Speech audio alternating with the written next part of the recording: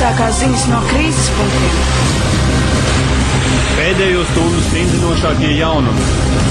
Šis notikums mainās ik minūti. Mēs rādām, lai tas vairāk nenotika. Esiet sveicināti Degpunktā. Labvakar, ar jums kopā, protams, ir neatvairāmais Kārlis Seržants un Inese Supe. Jā, kur nu bez mums, bet Dobelē. Kāds aculiecinieks pazaudēja acis niekojoties ar pašdarinātu seksa rotaļlietu, jeb tautā sauktu vibratoru. Šodien 17 jaunieši plāpjām mugurām spridzinājuši policistus, uzkopjot policijas iecirkni. Visi viņi uzskata, ka ir tikai pablēņojušies, bet policisti jokus nesaprot.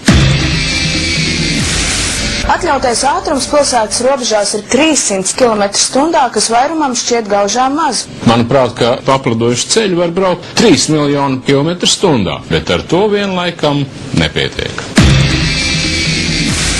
Varbūt tas kādam var nepatikt, bet es teikšu pavisam godīgi. Situācija uz ceļiem ir, es atvainojos, sēžamvietā. Muļķības. Policistiem izdevies aizturēt apkārt klejojošu vīrusu, bet vēl lielāks bija policistu izbrīdis, kad gripa acīm redzamā reibumā izveidoja kautiņu toaletē. Bet par laimi pie blakus pisuāra bija atmīnētāja specvienība. Pensionārs kopā ar saviem draugiem karotē mēduši kārtīgu dārvas spaini un pa virsu uzdēruši piparu gāzi. Divi zaķi meta pa trolejbusu ar gāzes baloniem, bet pēc tam nogranda sprādziens. Sprādziena rezultātā cieta 4 zirgi.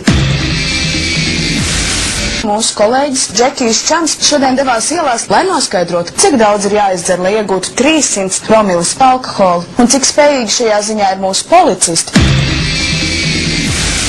Pie Rīgas centrāla tirgus notverts 3 gadus vecs puisīts par prostitūtu pakalpojumu izmantošanu. Ja nopietni, es visādā ziņā ieteiktu internetā noskaidrot šādu dienas telefons. Bet kā Kārli ar tevi, varbūt es pierakstīs arī telefonu? Nu, es paņēmu vizītkarti un tagad man ir labi. Es pēc tam no tevis arī norakstīšu numuru. Kāds viltīgs puisis nekaunīgi aplaupīja Kārli Seržantu, nozogot viņam mobilo telefonu un izsita viņam zobu. Zēnam mugurā bija sintētiska ādas jaka ar uzrakstiem uz muguras, kājās melnas bikses ar 2 baltām svītrām. Un kājās lakotas kurpes. Tik tiešām lūdzam, ja esat šo puisi redzējuši, zvaniet mums uz karsto tālruni 2000 112. Es ceru, Kārli, ka tev viss būs kārtībā. Varēja būt bēdīgām. Droši sūtiet savus tēlfoto uz mūsu e-pastu degpunktā@krogā.lv, bet jau tūlīt LNT turpinājumā romantiskais mīlestāsts Bezpajumtnieki. Bet vēlāk jūs redzēsiet Kārli Seržantu asa sižeta seriālā Izreikināšanās bērnu dārzā. Tieši tā. Jā, tieši tā. Saudzējiet sevi un tiekamies jaunedēļ, ne, bet un rīt. Uz redzēšanos. Tieši tā.